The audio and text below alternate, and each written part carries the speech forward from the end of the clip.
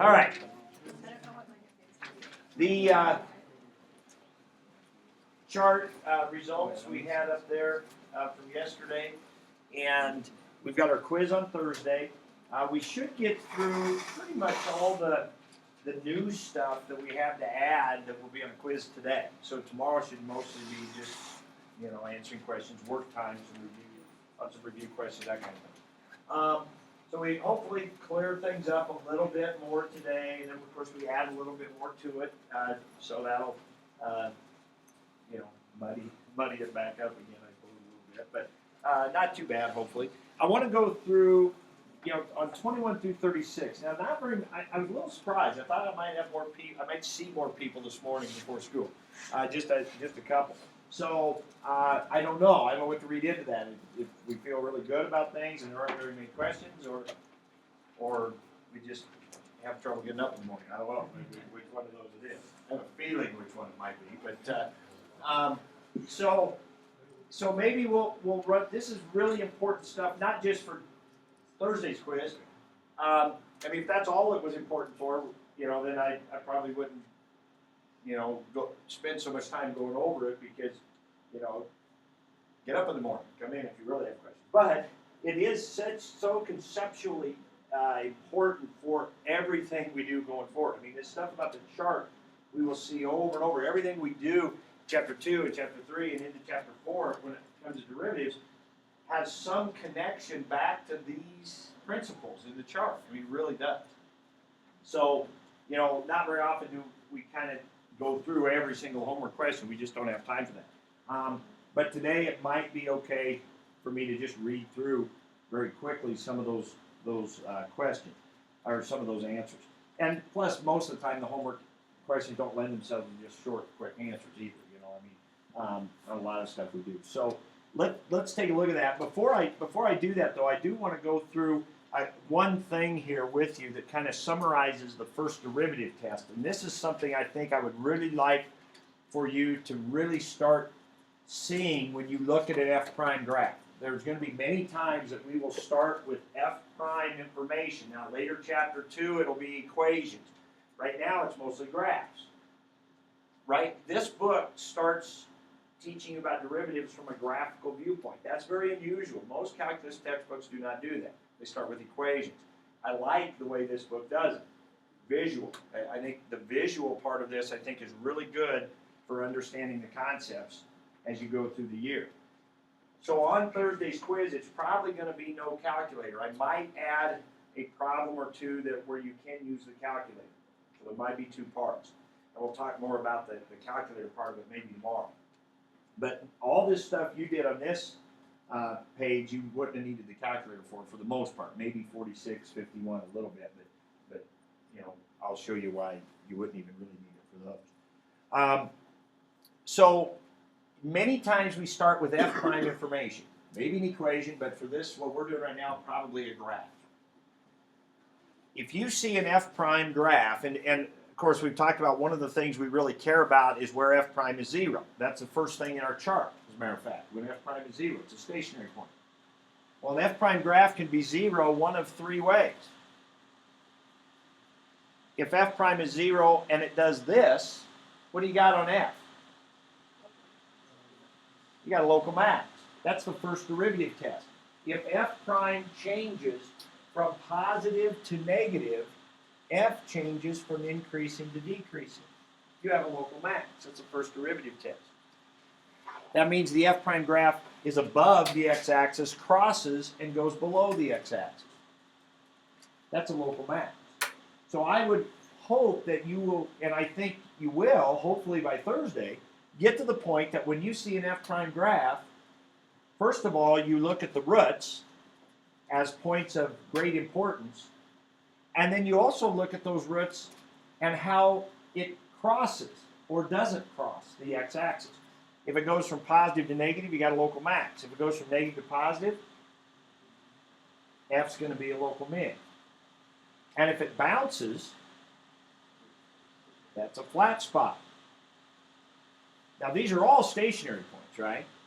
But This one, you've got f prime positive, 0, then stays positive. Well, that means the slopes are positive, then 0, then stay positive.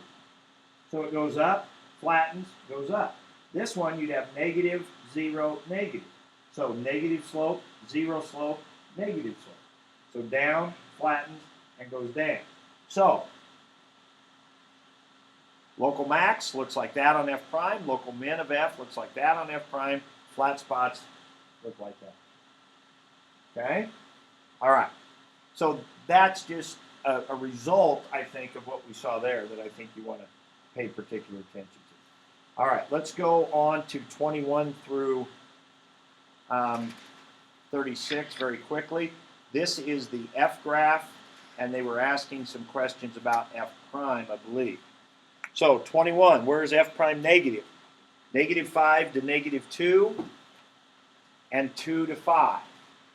Correct? That's where this graph is decreasing.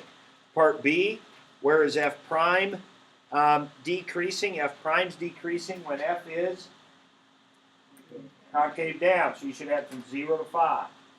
From 0 to 5. Not 2 to 5, but from 0 to 5. Okay? 22, f prime is positive when f is increasing. That would be from negative 2 to 2.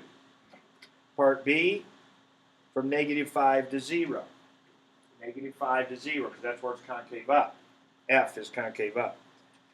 23, where does f prime have its maximum? Now, we were talking about that yesterday. A maximum value is a big value. If you have positive values, the biggest one's the one's the most positive. And if you have negative values, it's the one that's the least negative, right? Negative 1 is bigger than negative 2. Here we got positive slopes and negative slopes, so the max will be the one that's the most positive. Happens right there, doesn't it? So the max value of f prime happens to be right there. Okay, then you're supposed to find that value. This is something that will be on the quiz. Estimate that value. F prime is 0. Well, that means sketching in a, that's not a very good one on the quiz. Well, that's not terrible, I guess. On the quiz, you will probably have to do something like that. Slope triangle. It looks like it's a little bit above the 1 there. I would say 1.4 maybe. Over 1, up about 1.5. I would say on that one, an acceptable range would probably be somewhere in that. To me, I think that's some 1.1 maybe to 1.7. If you had something in there, it would be reasonable when you sketch that. I'm not sure mine's quite steep enough. It might go up 1.7, maybe 1.8. Depends on the problem. Sketch your tangent line. I want to see where you're getting your numbers from. Okay? All right. F prime would be the slope of that. 24, sketch a graph of f prime. Okay? So, we're going to start by looking at this point right here. And what are we going to do? Where are we going to start this f prime graph? Down low in the negative, right? And what is this slope right here? We could, I mean, think about the problem we just did. We could draw a tangent line. How steep is that right there? -3, -4 maybe even, right? So I'd say this graph needs to start down here somewhere. Negative. Now, I'm not going to get real picky with that if you have to do one of those, but it should be in the ballpark. Okay? So that graph's got to start down here. Now, these slopes, right, we're plotting these slopes. So these slopes are negative and getting until finally they're 0. So we better have a point right there, right? And then the slopes are, so it's coming up. Now, is it coming up and curving? We don't really know for sure, but we'll just say it's that. Negative getting less negative. Now we got positive and getting more positive. They're getting more positive to where?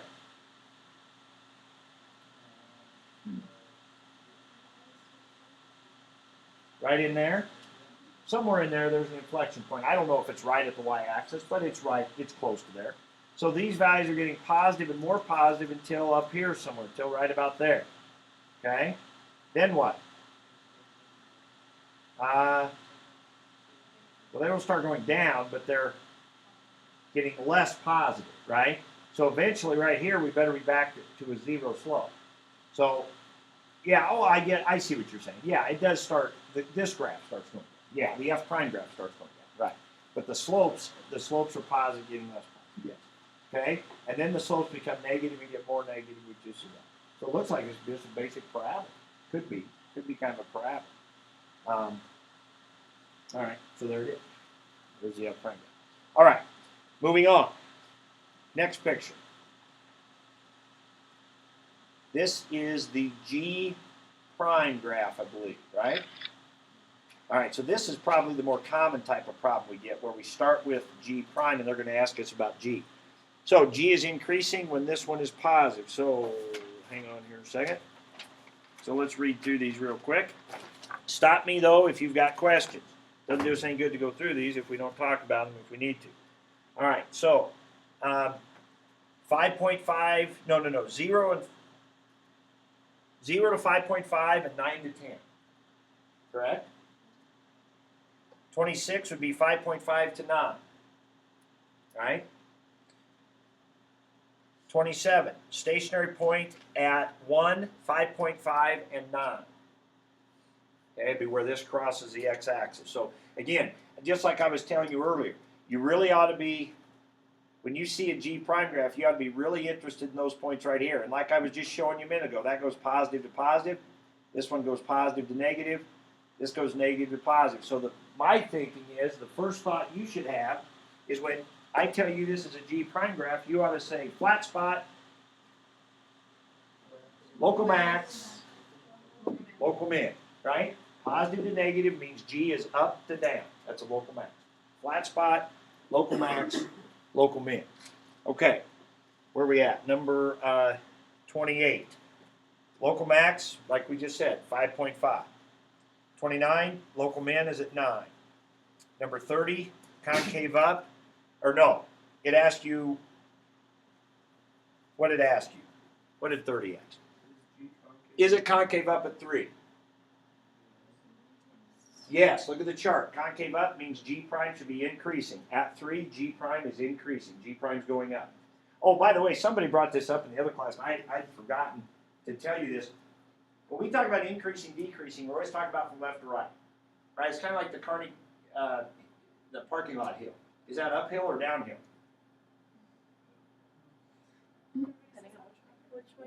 Depends which way you're going, right? When you're leaving school, it's downhill. Right? And so we were talking about increasing, decreasing. Somebody was saying, well, if you're going backwards, this is decreasing.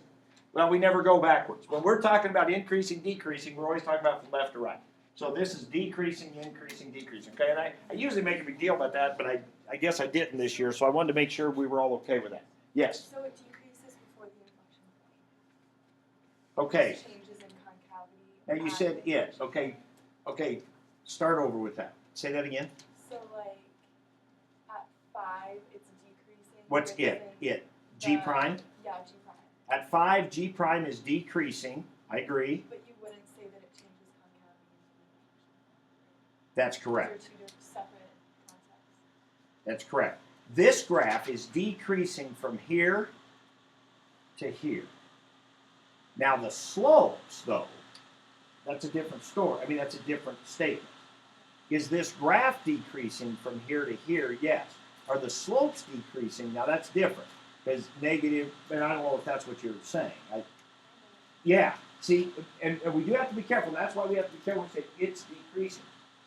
To say the graph is decreasing is simply it's going up or it's going down.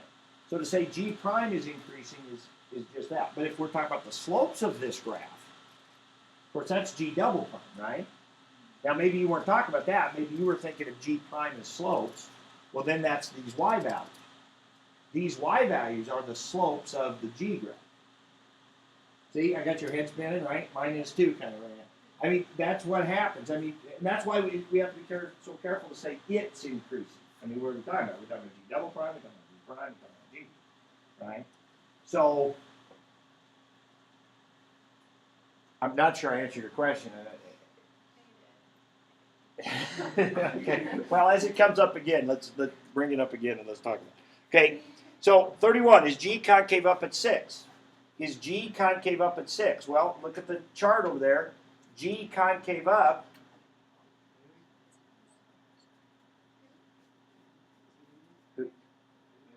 Okay.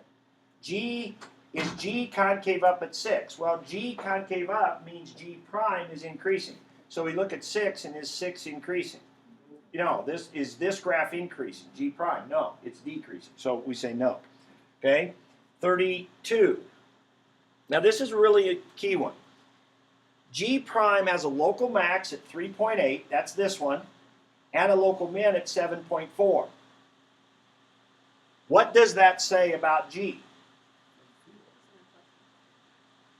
Those are inflection points of G. Now I'm putting them in red because we're talking about G. G is red. Okay? Those 2 points are inflection points of G. Alright? Now let's come over here. Right? G is our top row. Inflection point means we change concavity. So if we're going to switch columns here on G, then that means we switch columns here on G prime. That means G prime is up, then down. Yep, that's the first one at 3.8. G prime is up, then down. So G is switching concavity. And at 7.4, G is down, then up. Down, then up would be concave down to concave up on G. Switching concavity. So those are inflection points. So local max and mins, that's worth memorizing really. Local max and mins of G prime are inflection points of G. Okay? Local max and mins of G prime are inflection points of G. Now, I say it's worth memorizing. It'd be nice if you just had that at the top of your head, but you don't have to memorize it because it's all right here. It's in the chart, right? You can think your way through it. So you don't have to memorize it. All right, 33 we'll skip for just a second and do that sketch in a minute. Let's talk about 34 and 35. Now, I've come to the conclusion that I just am lousy at teaching equation of a tangent line because every year people are confused by this for a long time, and I really think you're making it harder than it is. Anytime it asks you to write any equation of a line, it's this. Now, we just happen to be mostly interested in the tangent line because that's what derivative is. But all you need is a point and a slope. Well, on 34, they tell you what? G of 3 is 4. So they and see, that's what's so easy about these problems is most of the time they give you the point. So they want an equation of a line, which all we need is a point and a slope. They give you the point usually, which all we need is a slope. And in calculus, to get the slope is usually what? No, that's in algebra. In calculus, the slope is usually, starts with a d, the derivative, right? Slope is derivative. So usually all we need to do is find the derivative, and we're done. So g of 3 is 4, so all we need is g prime of 3. We need the input, we need the slope of the g graph at 3. Wow, if we just had a g graph, we could calculate the slope. Well, we don't have a g graph here, do we? Wow, if we only had a g prime graph, we could do what? We could look at the y value, right? Because what that says is that g prime of 3 says two things. It says one is the slope of the g graph at 3. The other thing it says is when you put a 3 into the g prime graph, what's the y value? Oh, we do have a g prime graph, right? So we look at 3 and we get what? 2. So we go y equals 2, parentheses, x minus 3 plus 4, and we can stop right there. That's all we got to do. So I don't know. We'll keep working at it, but that question is going to come up over and over this year. Find the equation of tangent line, because we're interested in that because tangent lines to a curve are what the derivative is. So what's the equation of that line? That's it right there. Okay, all we need is a point and a slope. So then on 35, it's the same thing, except they give you a different point, and the slope happens to be 0 on that one, I think, right? So you get, you end up with just y equals -1 because the 0 wipes out all the rest of it. Which makes sense. If the slope is 0, it's going to be a horizontal line. Right? The tangent line is going to be horizontal. So y equals -1. It makes sense if that's what we're doing. All right, let's go back to 33 and let's do that graphing. So this is, again, the G prime graph, and we would like to graph the G graph. So where's the G graph going to start? They told us where to start. Otherwise, we wouldn't have known. Okay? And then what's it got to do? got to go up until 1. At 1, it's got to flatten, right? Because we got a 0 slope right there. Then it goes up some more until there. What happens right there? Doesn't flatten. It slows down. I like that. It slows. That's the inflection point, right? So it's going to keep going up until here, but it's going to be leveling off. And we've got to have a flatten right there because we got a slope of 0. Remember we said that was a local max? So now we got negative y values, which means this graph's got to come down now until right here. We got another inflection point right there. We talked about that earlier. Now it's negative and getting less negative, so it's starting to level, and we're going to have a 0 right there. We're going to have a local min. We already talked about that too. At 9, we got a local min. Now positive and getting more positive, so it's going to come back down. So that's got all those characteristics we talked about, where the local maxes and mins are, where the inflection points are, something that's shaped like that. Now, I kind of went through this and nobody questioned me on it. Back on number 25, I believe. What did we say the answer was to 25? 0 to 5.5 and 9 to 10. Does anybody have issue with that? Robbie, what?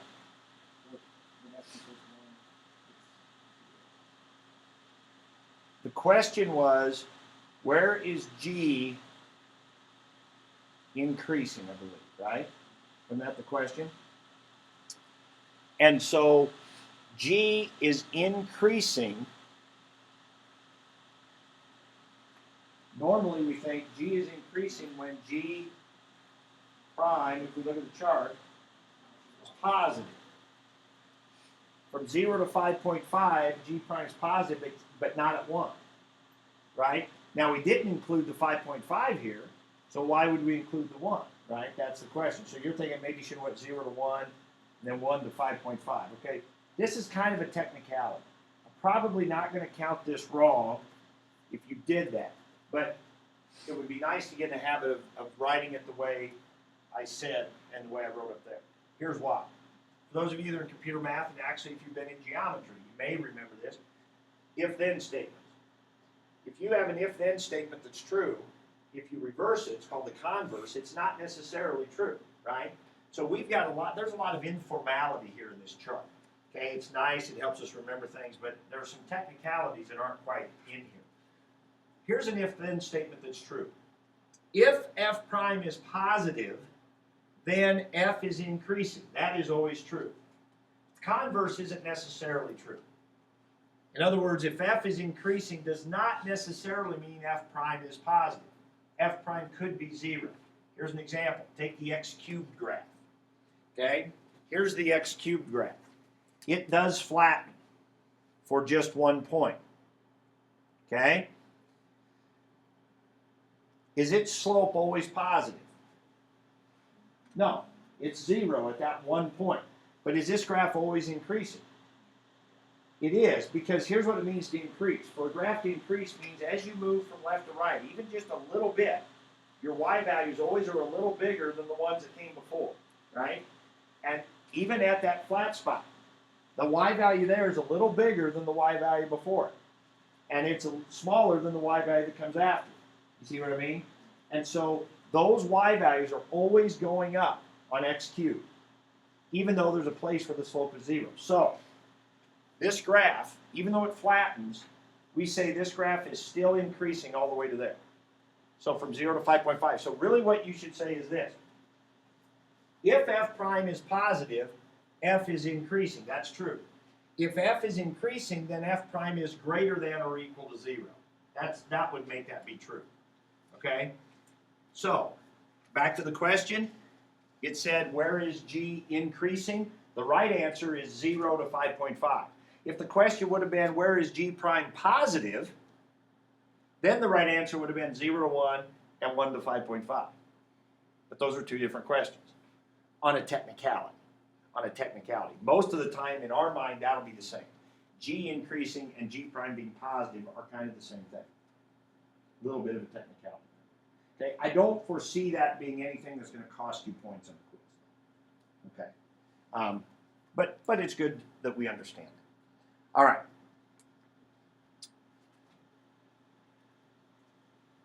I want to make a quick comment about 46 and 51. On 46, I will not yet at this point expect you to, let's see, was this the parabola one? No, was this a line? So they tell you that f of x is 3 minus x squared. Okay? All right, yeah, here we go. So that is an upside down parabola. Now, you know, I'm just not going to make you know that just right now, but yeah, you should. You should know it's an upside down parabola, shifted up 3. Okay? And then they go ahead and ask you some questions about it. All right?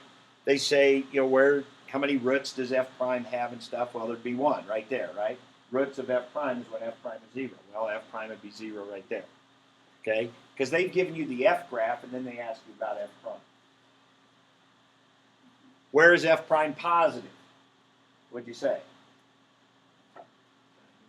Negative infinity to 0. That's this part where it's increasing right here.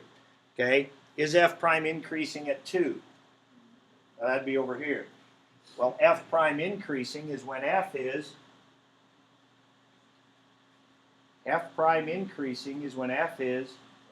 concave up. Is this ever concave up? No. So the answer is no.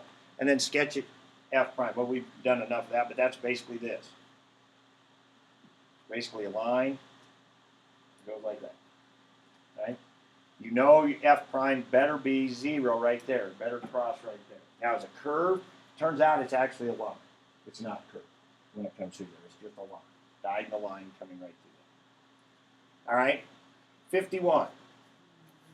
They tell you f prime is x minus, what, 2? And x plus 4. Now, do you really need a calculator to know what the graph of this is? I say no.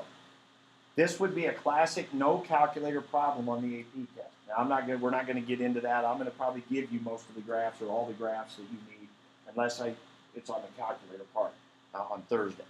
But I would say we should be able to do a graph of this. Matter of fact, they've helped us by doing this. What kind of shape is this? It's a parabola, right? Because if you FOIL this, you get x squared. So this is a parabola.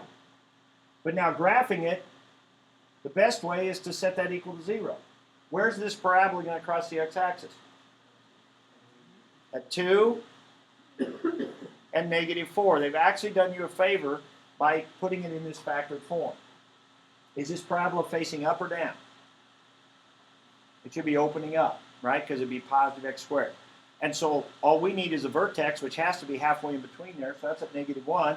If we stick a negative 1 in here, we see we get negative 3 times 3, which is negative 9. So without a calculator at all, I should be able to plot this parabola like so.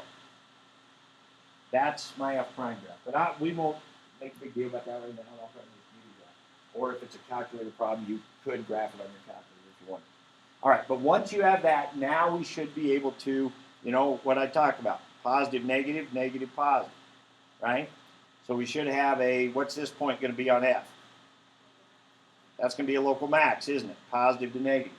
This is going to be a local min, negative to positive. That's the first thing we put up today and talked about. Okay?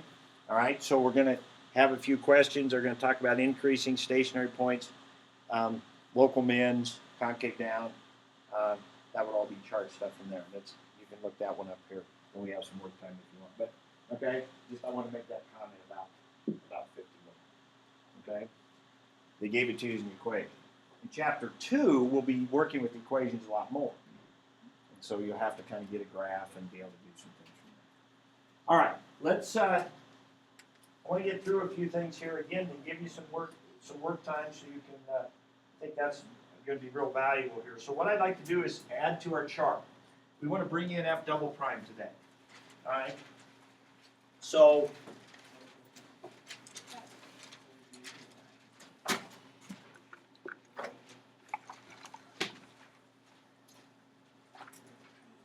So you may end up rewriting it here. I've got a PDF copy of it actually that I'll put up on the website if you want to have as well.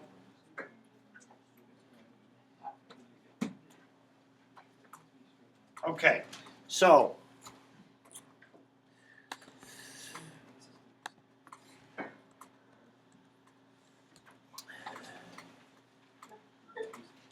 all right. So the first thing I want to do is this. If the other day, yesterday, we wrote 8 connections between f and f prime. Right? We said, what does f prime tell us about f? Or connections between f and f prime. So if today I said, let's write the connections between f prime and f double prime, what would that list look like? Exactly the same, but different. But with f prime and f double prime, okay, so not exactly the same. Those are the same exact connections. So what was the first thing we wrote? Number one was if f prime is 0, f has a stationary point. So if f double prime is 0, f prime has a stationary point. Right? So I could put that right here. If f double prime is 0, then f prime has a stationary point. And f prime could either be a local max, local min, or flat spot.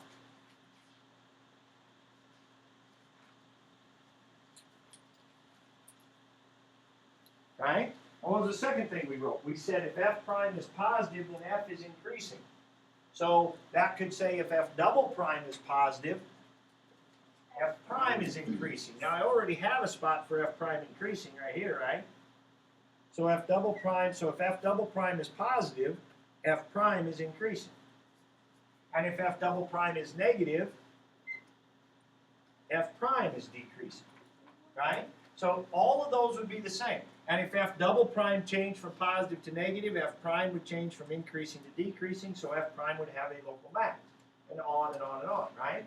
And then what was number 6? Number 6 was if f prime is increasing, then f is, well, that was decreasing, wasn't that? We had it backwards. But if f prime, so number 7 was if f prime is increasing, f is concave up, right? So if f double prime is increasing, f prime is concave up, right? And if f double prime is decreasing, then f prime is concave down. So all 5 of those things, and then we had a couple others that were, if we were changing columns, are exactly the same for f prime and f double prime. So there's nothing new to learn there. Right? So if you've got a question where they give you an f double prime graph, and they ask you about f prime, that's the same thing we did today. When they gave you an f prime graph, they ask you about f. Right? So nothing new to learn with that connection. What is new then is what the overlap is between f and f double prime. That's the part we want to focus on today. In other words, what does f double prime tell us about f? Right? That's the new stuff. Okay? So the f prime, f double prime relation is exactly the same as the f prime relation.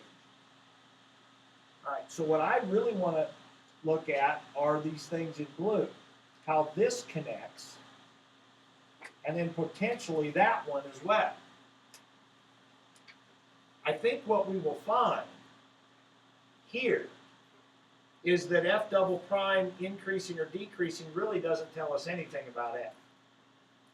If f double prime is increasing, it tells us f prime is concave up, and that really doesn't tell us anything. So those just stay blank. And same thing down here. Those, there is no real connection. There's nothing going on right there. If f is increasing, it doesn't really tell us anything about f double prime, and vice versa. But this area in the middle is really the key. So let's look at the first one. It turns out that if f double prime is positive, what is f?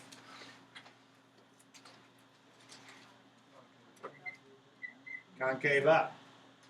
If F double prime is positive, F's concave up. Now, we can get there through the middleman, right, the F prime.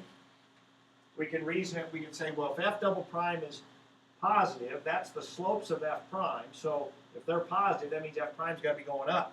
Well, we already learned that if F prime is going up, that means F is concave up. Well, if we eliminate the middleman, basically what that means is F double prime positive tells us F is concave up. And likewise, if F double prime is negative, means F is concave down. Right? Now let's investigate this thing about F double prime being 0. If F double prime is 0, we got 3 possibilities for F prime. Let's draw this. If F double prime is 0, heck, this is the same drawing I had up here earlier today, except we were talking about F prime then. If F double prime is 0, you could have this. If F double prime is 0, you could have this. Or you could have this. You could have the bounce.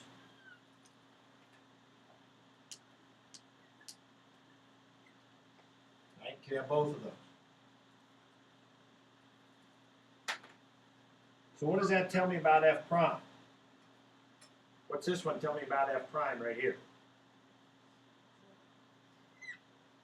Right? F prime could be a max. Or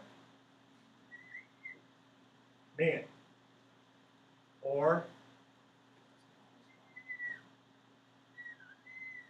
flat spot. Right? But what we really care about is how does that affect F? What's going on with F? Now we said this, matter of fact, I think I said it's worth memorizing. If F prime has a local max, what's F got? Flexion point. Right? Because what's F prime doing? Going up, then going down. If F prime's going up, then going down, F is concave up to concave down. So you got an inflection point, change of concavity. What about this one? Flexion point. We said a local min on F prime is an inflection point of F, because F prime is going down, then up. F prime down, then up is F, concave down to concave up. We got an inflection point on F. What about this one? What's that? Nothing. We got nothing. Because what's happening is we got flat spots on F prime. But I don't know what we got on F. Because look what we got. We got F prime increasing and continuing to increase. So if F prime increases and continues to increase, what's F? Concave up and continues to be concave up. Or negative and decreasing and continuing to decrease on F prime. Decreasing and continuing to decrease means concave down and continuing to be concave down. So you got nothing. Okay? So, now eliminate the middleman. All right? What's F double prime tell us about F? Well, when F double prime is 0, we might have an inflection point. Or we might not. So we'll call that a PIP. Possible inflection point. But that's better than nothing, right? I mean, think about it. A stationary point is a possible local max or min, right? We care about stationary points. We care about when the derivative is 0 because they might be a max or a min. We just got to check. We got to see if F prime changes from positive to negative or negative to positive. Well, same thing here. If F double prime is 0, it might be an inflection point. We just got to check to see if it changes concavity. We got to see if F changes concavity. So the bottom line is, if F double prime goes through the axis, you got an inflection point. Because F double prime positive to negative, let's look at the chart. F double prime positive to negative changes columns. So F changes columns, changing concavity. If you go negative to positive on F double prime, changing concavity. But if you don't, if you go positive to positive, then you stay concave up, no inflection point. So F double prime being 0 is a possible inflection point. All right, so that's going to muddy the waters a little bit because now we had this idea about bouncing was a flat spot, and that's true if you're going from F prime to F, or if you're going from F double prime to F prime, right? Bouncing means flat spot. When you're going from F double prime to F, when it bounces, it means something different. It's nothing, but it's kind of related. You know, that bouncing was a time we didn't have a local max or min. We had a flat spot. Here, bouncing is a time we don't have an inflection point. These are the times we do. Okay? So you'll be able to think your way through it with that stuff in there, but that's what's going on. Okay, so F double prime equals 0 means possible inflection point. All right, now before we go on, I want to do a couple things in the book with you, point out a couple things, do a couple of exercises together, and then let you work. I want to throw in a couple little technicalities here. These aren't going to be a huge issue, but down the road we want to keep them in mind. What we've ignored here a little bit is this critical point idea. We've ignored where the derivative is undefined. Okay, we've been talking about where the derivative is 0. So derivative of 0 could have a local max, local min, or flat spot. What we haven't talked about is this very much. Okay? So, wait a minute. So let's say that was just f. Is that a local max? Is a derivative 0? What's a derivative? Undefined. So we don't really have that in our chart. So we could kind of add that in there. I usually don't. But when the derivative is undefined, it still could be a local max or local min. In this case it is, because this graph is positive slopes, then negative slopes. Positive, then negative, increasing, decreasing, got a local max. All right, now let's change that to f prime. Let's talk about f prime. Now remember the thing I said worth memorizing? If f prime has a local max, f has an inflection point. Is this a local max? So would this be an inflection point? Let's think about it. F prime's going up, then going down. If f prime goes up, then down, you've changed concavity, right? So that's inflection point. But is the f double prime 0 there? F double prime would be the slope of this. No, it's undefined. So when we talk about 0 being a possible inflection point, it's also possible that f double prime is undefined. Could mean an inflection point, right? And it wouldn't cross like this. If you had this situation, what would f double prime look like? What would the graph of this look like? Positive, Right? Constant positive slope, constant negative slope. Did it cross through? No. But it did change. It did change from positive to negative, right? And so that's what gave us our inflection point. Again, that's kind of a technicality, probably not going to be a big issue on the quiz, but I do want to just throw that in there because somebody asked in the other class, they said, the question was this, okay, if f double prime 0 means it's a possible inflection point, what about working it the other way? If you have an inflection point, do you know the second derivative was 0? And the answer to that would be no. It could have been undefined. If you have an inflection point, we don't know for sure the second derivative is 0. All we know if you have an inflection point is the concavity change. Okay? So but the second derivative might not have been 0. It could have been undefined. All right. So, again, a little bit of a technicality. So, last thing then, let's work through a couple of the exercises. These were some things I was going to assign you, but I thought might be better if we just worked at them together. So, if you turn to page 66.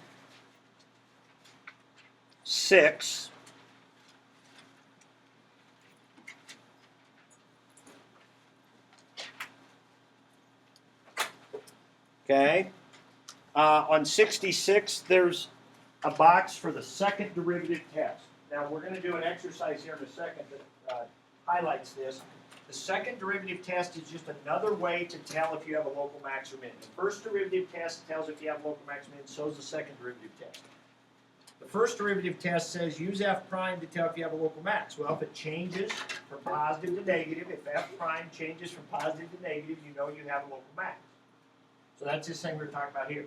Here's another way to tell if you have a local max or min. Check the second derivative. Okay? Here's local max, local min. Let's pretend this is f for a second. Okay? So this is f prime. So I got local max, local min, and flat spots. How do we tell if it's a local max or local min or flat spot? Well, first of all, the derivative is 0. Let's check the second derivative. What's the second derivative on this one? What's the second derivative on this one right here? Look at the chart. Positive. No. Negative. Because this is what? Concave down. This graph at a local max always has to be concave down, right? Local max always has to be concave down. So, the second derivative's got to be negative there. What about a local min? Local min's always concave up. So the second derivative would have to be positive. Okay? And if you have a flat spot, what's the second derivative? It's not positive or negative. Do you have any concavity at a flat spot? You have a change in concavity. You actually have an inflection point usually. Okay? So there's a homework problem that deals with this. It is number... Before I step on that. Okay, so if we would turn quickly to number 5. Okay, turn to page 68, problem number 5.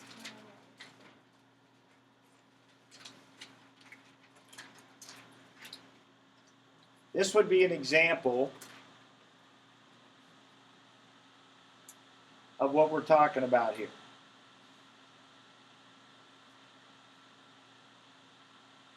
All right, with this information, tell what's happening at -3. Well, what's the first piece of information tell you? That's the point, right? So that would tell you that if you were going to draw the F graph at -3, you'd be down here at day 1. So that's all that tells you. Okay, what does the second piece of information tell you? It's flat. The slope is 0. But of course, we know that means you could have a local max, local min, or a flat spot, right? What's the third piece of information tell you?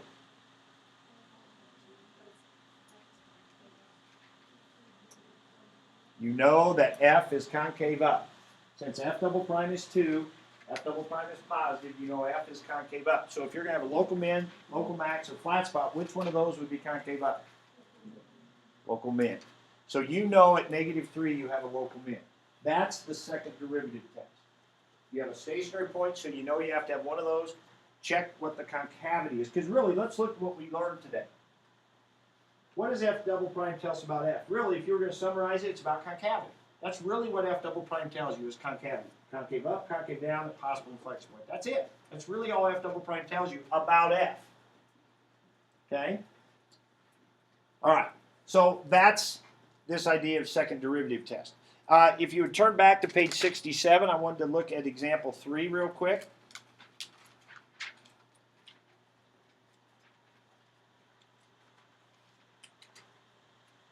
Stop. Okay, here's example 3. I just want to ask one question about that. This is the graph of F prime. And they want to know what is F double prime of -3. They want to estimate F double prime of -3. What would you do?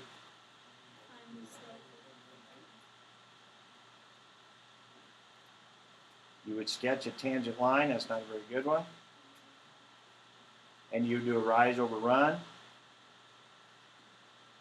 And that's what? About 5. Notice that these go by 2s. Very important to check your scale when you're doing rise over run problems. But this is one of the things you may have to do. This is what we learned about in section 4 and 5, is about just drawing a tangent line and sketching rise over run. Okay, F double prime is the slope of F prime, so be able to do that. All right. A couple of other quick things. Back to page 68.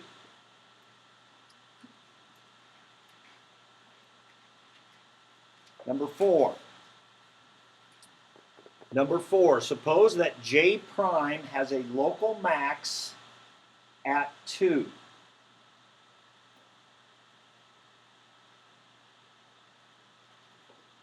Local max at 2. This is J prime. What does that tell us about J double prime?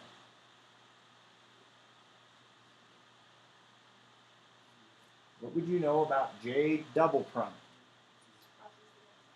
0. Crosses the, we could even go farther. So we know J double prime is 0. I might accept that, that's good enough. But it would cross the x-axis from positive to negative, wouldn't it? But it's probably good enough to say we know J double prime is 0. That'd be fine. What's it tell us about J? Is there an inflection point on J there? Or is it a possible inflection point? This is J prime now. I think it's for sure an inflection point. If J prime, that is J prime. It's going up then down. If J prime goes up then down, concave up to concave down, we have an inflection point. Local max, local min of J prime, we know are inflection points. It's the flat spot of J prime that makes us not have an inflection point. Okay? So local max, local min of the derivative mean inflection point on the original. Okay? Number 8. F double prime is equal to 6x minus 2. Again, this is an equation one, but it should be a simple enough one that we could graph if we had to, because everything we've done has been with graphs. So graphs are easier. So if we can draw a graph, that would be good. So this would be something like 6x minus 2 would look like. Right? So F double prime is that. Why can F only have one inflection point?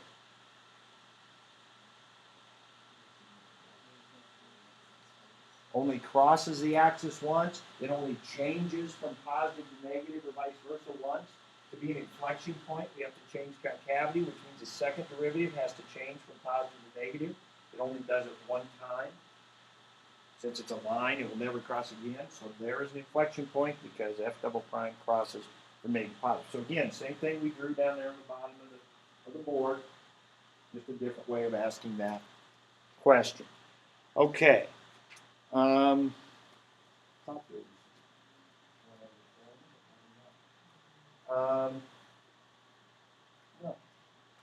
All right.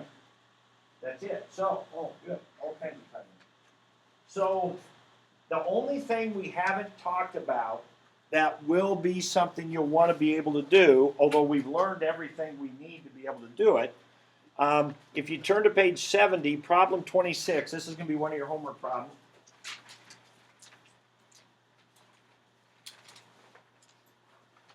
'26 gives you a graph, 3 graphs, and they tell you one is F, one is F prime, one is F double prime. You got to tell which one is which and then explain why. Okay? That's a, I love that question. So that would really be a good one to put on the quiz. All right, something like that. So here's your homework. Now, 1.6 and 1.7, there's some from both. Now, if you want to work on 1.7 first, because that's the new stuff, that might not be a bad idea. So in 1.6, 37 through 45, that's another section just like we had today, where they give you a bunch of questions, they give you an F prime, and they ask you a bunch of questions about F. So very much like today's homework was. 1.7, we've got 14 through 22,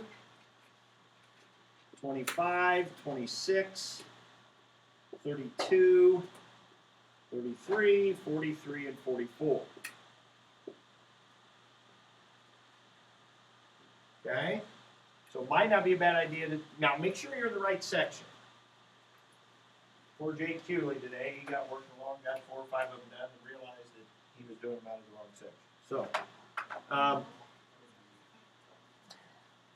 anyways, so if you want to work 1.7 first, then come back in 1.6, not a bad idea. But during this time, please feel free to come ask me about some stuff that you may still have questions about from before, something that still might be confusing you.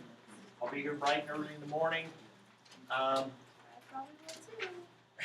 Right now. So, answer books are up here, so go ahead and go to work. I'll put the chart up here for you.